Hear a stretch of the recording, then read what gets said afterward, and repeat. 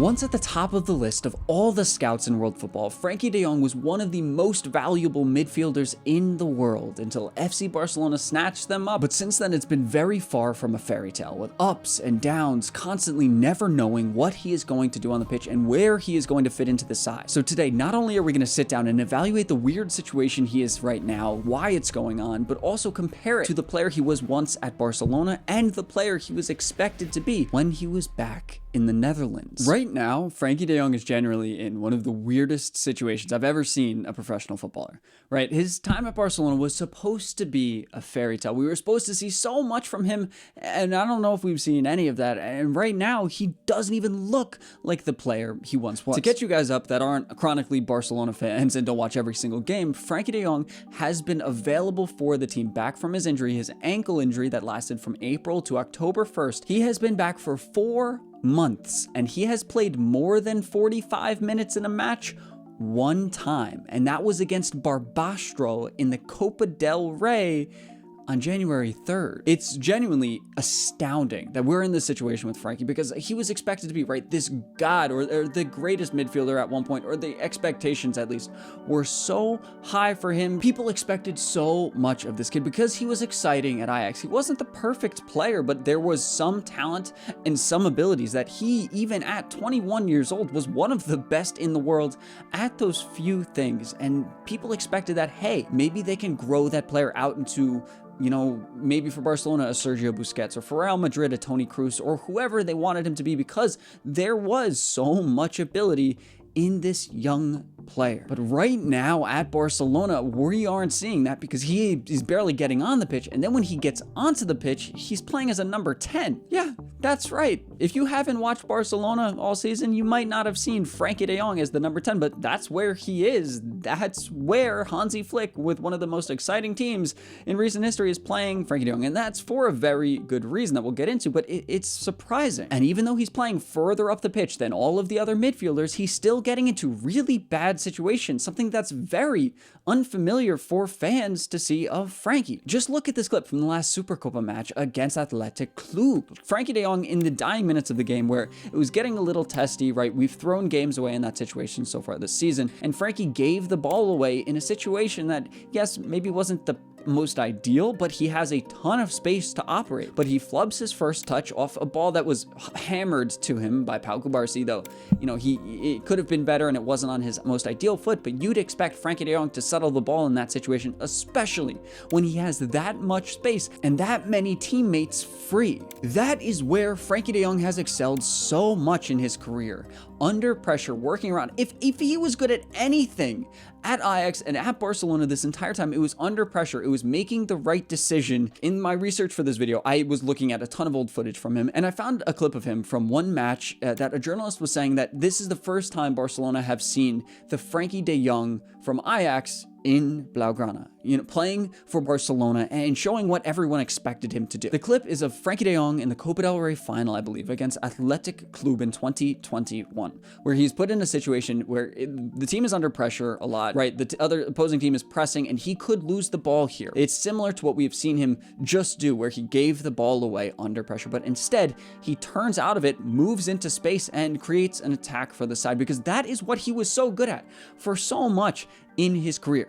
Turning into space, turning away from pressure, maintaining possession, and moving the ball up the pitch. But the way Frenkie De Jong talks about it, he was genuinely awaiting the call for FC Barcelona. He really wanted to join this club, and I appreciated that at the time. I think that's one of the reasons I liked him so much as a fan. But also, hey, for me, I'm getting a ton of spam calls nowadays that might prevent me from getting the call from Joan Laporta that I'm going to be the next Barcelona media manager. And I don't want that to happen, which is exactly where today's sponsor, Aura, comes in. Aura is a multifaceted service that offers a number of online security protections. Their data broker opt-out features help remove your personal information from data brokers, which helps keep your info out of the hands of identity thieves, scammers, and more, while their financial fraud and identity theft protection goes above and beyond to make sure you are as safe as possible when online. Plus, with their built-in VPN, they encrypt your online connection and block phishing sites, which can keep you safer in the long run online. And that's just the beginning of the things you can do with this incredible tool. So head on over to aura.com/RobbyLou to grab your 14-day free trial and stop leaving yourself vulnerable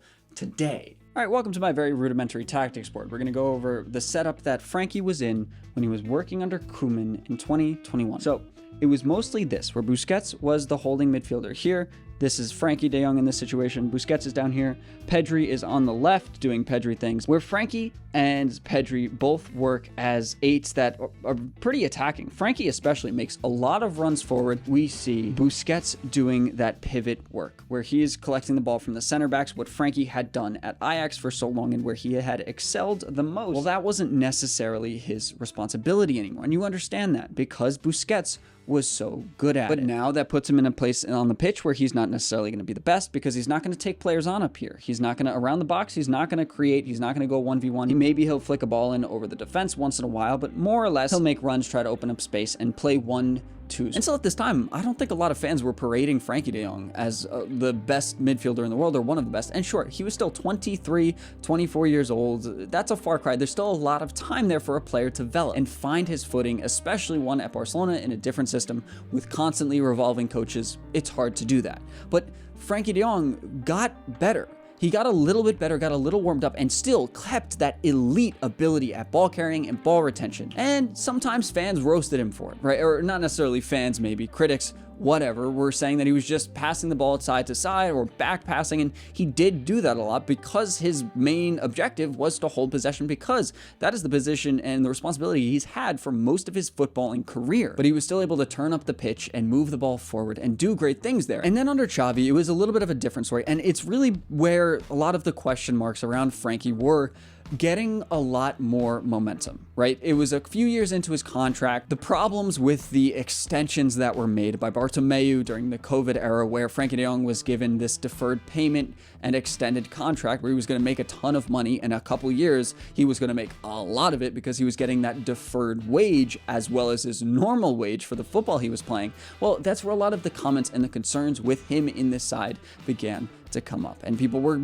calling, rightfully so, maybe for his departure, and it actually almost happened, or the board or Laporta or whoever tried to make it happen. They tried to send him to United for a relatively significant fee. I believe it was around 80 million euros, and that would have been, you know, an equal return on their investment. Maybe not a return, but they would have made a decent sale at the time for a player that, yes, he was great at the time, or he was good at the good things that he had been good at for a while, but he wasn't perfect by any means. I think players and managers even recognized that. But these were all discussions going on around the player at the time, and it didn't lead to the greatest performances on the pitch at all. However, during Xavi's final season last year, there was about a 3-game span where Frenkie De Jong looked really good.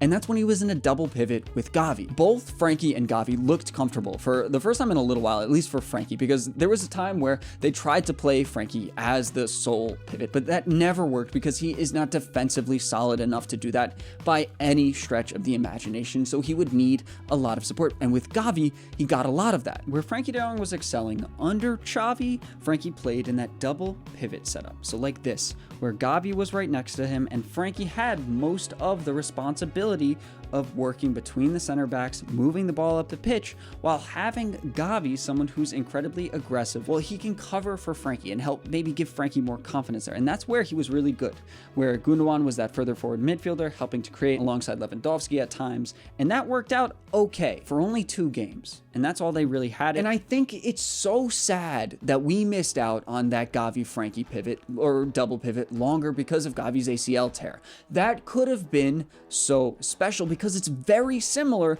to what Frenkie was doing at Ajax. So while Frenkie was at Ajax, he played in a much different role, where in possession, he very much so looked like a pivot, where he was moving the ball up the pitch, he was working between De Ligt and usually Daley Blinds to move the ball up, and that worked for that team. They were incredibly good, but when they were out of possession, when they were defending, he wasn't alone. Or normally when they were the best, he wasn't supposed to be, because when they lost the ball or when they expected to lose the ball, Frenkie dropped a lot, but so did Shona, to the point where they were right next to each other at times, both being a double pivot situation defensively. If Gavi had stayed healthy, who knows what could be going on and what conversations could be had around Frenkie's name right now. But the truth is, that didn't happen. Right? We didn't get that. Then he got injured. And right now, he is not at all that player anymore. In fact, he's so much not that player Hansi Flick is playing in the number 10. And this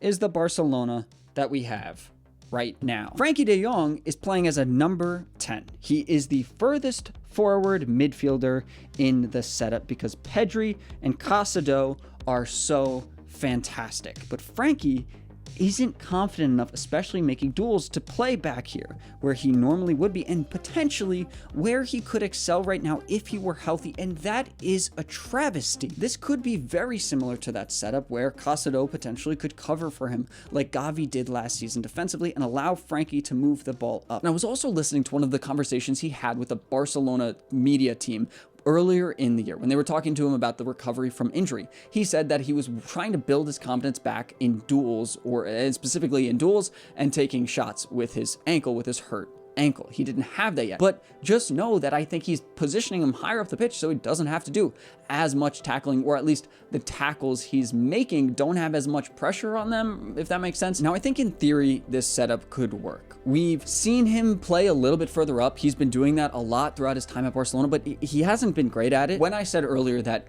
if he had added all of these other abilities to the player that he was at Ajax, he could have been the best midfielder in the world because he was so good at his ball progression and retention and carrying that even being decent at defending and scoring or finishing could have created one of the wildest profiles in a midfielder that we've seen in a while, but that didn't really happen. His defensive quality has not really increased very much since his time at Ajax, and neither has his finishing and attacking, and both of those, as well as his ball retention abilities, have suffered immensely since returning from injury. He needs to come back here. For him to play in this team again where we need him really, he needs to cover for Casado and Pedri. And so if we really see him make an impression this year, I think that will be where it is. I don't think this is a long-term solution. I think it's temporary as Hansi Flick tries to warm him back up into football again. Now, he's not a terrible player by any stretch of the imagination. I see glimpses of that great ball carrier that we once saw still in him. He does it once in a while in the games that he's back, but he doesn't have his confidence, which is also one of the abilities that he carried throughout his younger years. Big questions need to be had, especially when he doesn't want to re-sign his contract, or it's not seeming like that. There have been some conversations in the media. He's done interviews, I think one was in Dutch, where he said if he didn't think he can contribute to the team or that the team couldn't perform to a level anymore, he wouldn't play, he would leave. And so, you know, that opens the door maybe for a conversation about him wanting to leave. But he apparently also said that he was disappointed in the trophies that he had won after, I think, 4 years as a Barcelona player, only winning, I think, a Supercopa, a Copa del Rey, and one La Liga. 3 trophies in 4 years at FC Barcelona is not normal, and he might have joined at the worst possible time, and yeah, you know, he objectively has if you're looking at the past 20 years. And so that's really, really tough looking at it as a fan, and someone who has appreciated Frenkie for a while looks at that and sees the door is open to a departure for him in his mind, maybe. But the season isn't over, right? And so there are a few things I think we need to look out for when Frenkie is on the pitch to see if he is becoming a little bit more of that player he once was. We need to see if that confidence comes back. Watch him in possession, in matches, the way he, you know, checks his shoulder before receiving a pass, the ability with his first touch to control a pass. If he gets that back and it warms up throughout matches, especially when it gets intense, like at the end of Athletic Club versus Barcelona, we can see how that turns around. Now, guys, I don't know where this can go for Frenkie because with his contract, with his wages being so high, and with his form being so poor right now, I don't know if there's space for him at FC Barcelona. With the way these midfielders are playing this season, Pedri, Casado, Gavi, Dani Olmo, Fermin Lopez, and Pablo Torre have been so decent that I don't know if there's necessity for another midfielder who isn't in top form, who's being paid 13 million euros, something like that. And that's a tough thing for me to say. You guys say that I look like Frenkie De Jong all the time, and if you think that, make sure you subscribe. But in all honesty, to say that I think his time is probably done at Barcelona is hard for me to say, because I think he probably needs to get out of Barcelona to a place where maybe he can get a setup similar to what he was seeing under Xavi last season, right? Where the 2 double pivots, or his first season at Ajax, where he can have the responsibility to move the ball up the pitch. He's still very young. I think he's 26, 27 years old. So he's got a big future ahead of him. A lot of players are able to play that far, especially guys like Frenkie, who didn't get a ton of playing time before they were 20, 21. So Frankie's got a lot of life left in these legs if they can put it together this season. So there's a lot of time left this year for Frenkie to put it together, to contribute to this team. And he's going to have to. There are a lot of competitions. If we can have some depth in the midfield, that would help. We do have a lot of depth, but I don't think we need it at the number 10 position. I don't think that's where he should be playing. Obviously, they're trying to work him into the side, but he's not ready to play in the double pivot, and that's probably where we need him more because Pedri and Costa don't need a break. These guys have been playing too much football, man. So how's this season going to look? What do you expect? And then maybe where he could go this summer, or maybe he'll stay another season. Maybe he'll renew his contract. Let me know what you guys think will happen. Thank you for watching. Visca Barca. I'll see you in the next one. Peace.